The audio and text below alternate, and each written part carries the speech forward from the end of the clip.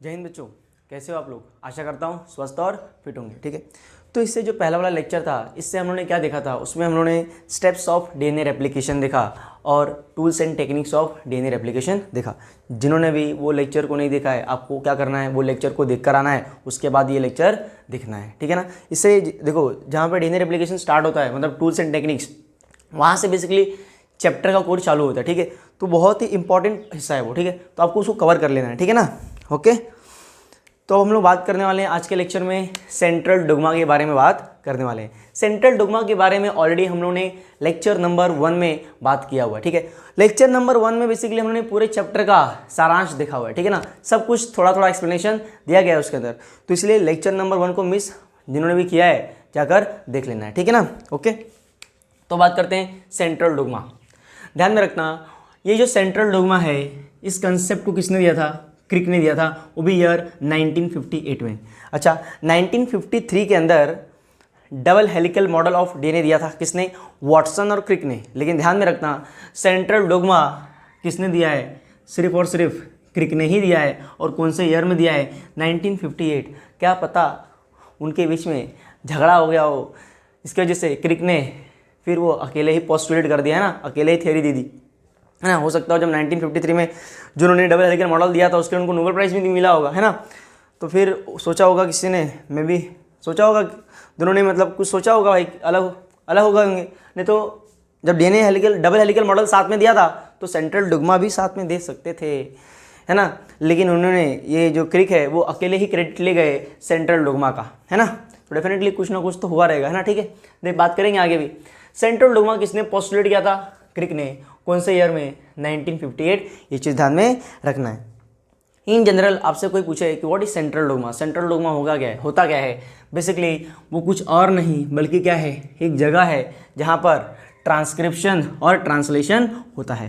What is transcription, what is translation, ये सब चीज़ें लेक्चर नंबर 1 में डिस्कस की गई हैं। क्या सर आज डिस्कस नहीं करोगे, अरे बिल्कुल करूँगा, है ना। जो भी चीज़ें नहीं होंगी डेफिनेटली मैं उसको कवर करके चलूँगा। ठीक है ना, टेंशन नहीं लेना है। ठीक है ना।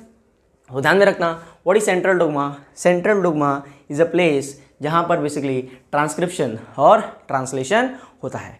ठीक है ना। ओके, अब आओ देखते हैं क्या होता है ट्रांसक्रिप्शन और क्या होता है ट्रांसलेशन। अच्छा, ध्यान में रखना, डीएनए से जब एमआरएनए बने, ध्यान में रखना ये चीज़, डीएनए से जब एमआरएनए बनता है, उस प्रोसेस को हम लोग क्या कहते हैं, ट्रांसक्रिप्शन। क्या कहते हैं, ट्रांसक्रिप्शन। डीएनए से जब एमआरएनए बनेगा, उस प्रोसेस का नाम क्या है, ट्रांसक्रिप्शन। और जब एमआरएनए से क्या बनेगा, प्रोटीन बनेगा। जब एमआरएनए से क्या बन रहा है, प्रोटीन बन रहा है, उस प्रोसेस का नाम क्या है, ट्रांसलेशन। क्या है, ट्रांसलेशन। वापस से डीएनए से एमआरएनए बन रहा है ना, डीएनए से क्या बन रहा है, एमआरएनए, उस प्रोसेस का नाम क्या है, ट्रांसक्रिप्शन। और जब एमआरएनए से प्रोटीन बन रहा है, उस प्रोसेस का नाम क्या है, ट्रांसलेशन। ध्यान में रखना, डीएनए से जो एमआरएनए बन रहा है वो कहाँ पर बनता है, न्यूक्लियस के अंदर बनता है। जबकि एमआरएनए से जो प्रोटीन का जो प्रोसेस यानी ट्रांसलेशन, ये कहाँ पर होता है, साइटोप्लाज्म में होता है। कहाँ पे होता है, साइटोप्लाज्म में होता है। ये चीज़ ध्यान में रखना है। अच्छा, इधर देखो, क्या डीएनए से एमआरएनए और एमआरएनए से प्रोटीन बन रहा है, हाँ या ना। क्या ये जो डायरेक्शन है, वो जो डायरेक्शन है, वो क्या एक ही डायरेक्शन है। अच्छा, डीएनए के पास ऐसा क्या है, डीएनए के पास ऐसा क्या है जो एमआरएनए बना रहा है और प्रोटीन बना रहा है। बेसिकली डीएनए के पास ही इंफॉर्मेशन है, डीएनए के पास ही क्या है, इंफॉर्मेशन है, किसका, बेसिकली प्रोटीन को बनाने के लिए। तो बेसिकली डीएनए के पास कौन आता है, एमआरएनए आता है। और एमआरएनए जो कि मैसेंजर एमआरएनए है, जो कि क्या है, मैसेंजर एमआरएनए है। डीएनए पर जो भी मैसेज लिखा हुआ है उसको कॉपी करता है और वो क्या करता है, उसको साइटोप्लाज्म में लेकर जाता है। और साइटोप्लाज्म में बेसिकली फिर राइबोसोम्स आते हैं, टीआरएनए आता है, अमीनो एसिड्स आते हैं, है ना।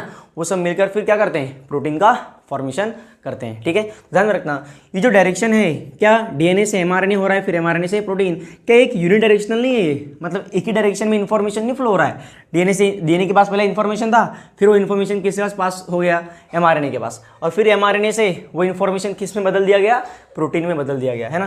तो बेसिकली जो फ्लो ऑफ इन्फॉर्मेशन है, क्या है, फ्लो ऑफ इन्फॉर्मेशन है, वो कैसा है, यूनिडायरेक्शनल है। यूनिडायरेक्शनल है मतलब एक ही डायरेक्शन में फ्लो ऑफ इन्फॉर्मेशन हो रहा है ना।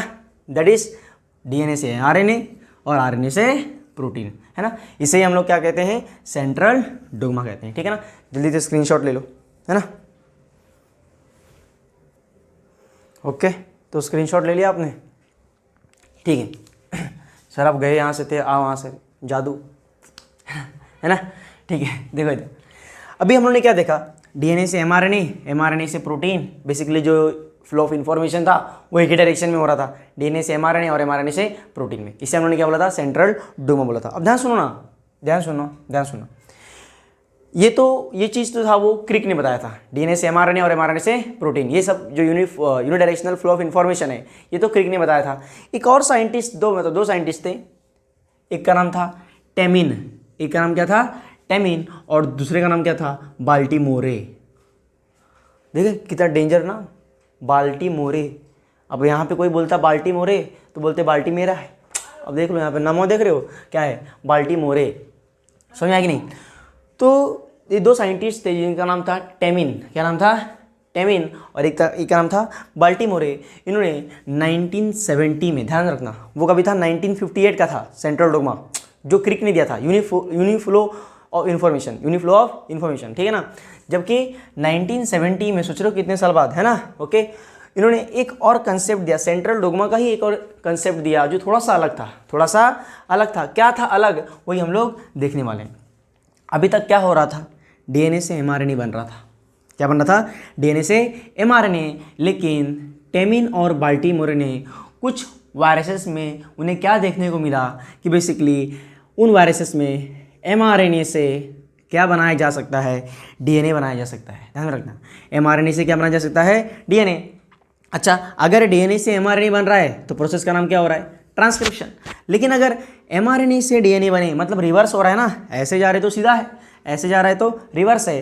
तो एमआरएनए से जब डीएनए बनता है उस प्रोसेस का नाम क्या है, रिवर्स ट्रांसक्रिप्शन। क्या है, रिवर्स ट्रांसक्रिप्शन। और इसी रिवर्स ट्रांसक्रिप्शन को ढूंढ के निकाला था टेमिन और बाल्टीमोरे ने, ध्यान में रखना है, ठीक है ना। तो इतना अच्छा लिखा है, देखो, the present concept of central dogma, जो अभी सेंट्रल डोग्मा डिफाइन है, तो 1958 में जो सेंट्रल डोग्मा डिफाइन था वो सिर्फ डीएनए से एमआरएनए और एमआरएनए से प्रोटीन के लिए डिफाइन था।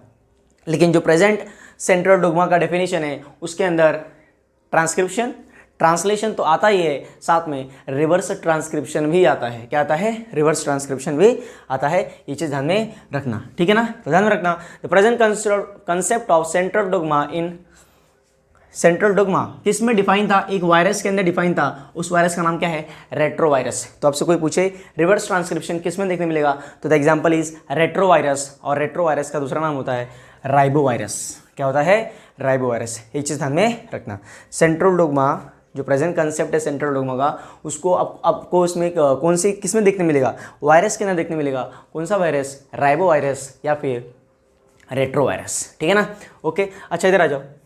जैसे मैंने बोला एमआरएनए से क्या बन रहा है, एमआरएनए से डीएनए बन रहा है। इस प्रोसेस का नाम क्या है, रिवर्स ट्रांसक्रिप्शन। अच्छा, रिवर्स ट्रांसक्रिप्शन, इससे कौन, ये रिवर्स ट्रांसक्रिप्शन करेगा कौन, बेसिकली एंजाइम करेगा। अच्छा, एंजाइम करेगा, और हम लोग जानते हैं कि जो एंजाइम का जो सरनेम होता है वो ASE से लगता है। लास्ट में क्या होता है, ASE होता है ना।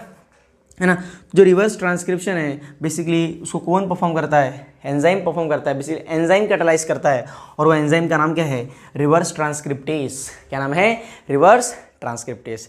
समझ में आया कि नहीं है। तो ध्यान में रखना, सेंट्रल डोग्मा जो क्रिक ने दिया था, और present concept of central dogma जो कि टेमिन और बाल्टीमोरे ने दिया था। आज के लिए इतना ही, बेसिकली छोटा लेक्चर है।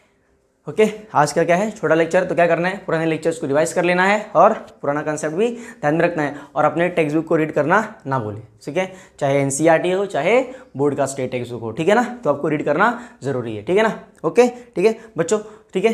तो मिलते हैं अगले लेक्चर में, है ना। तब तक के लिए जय हिंद।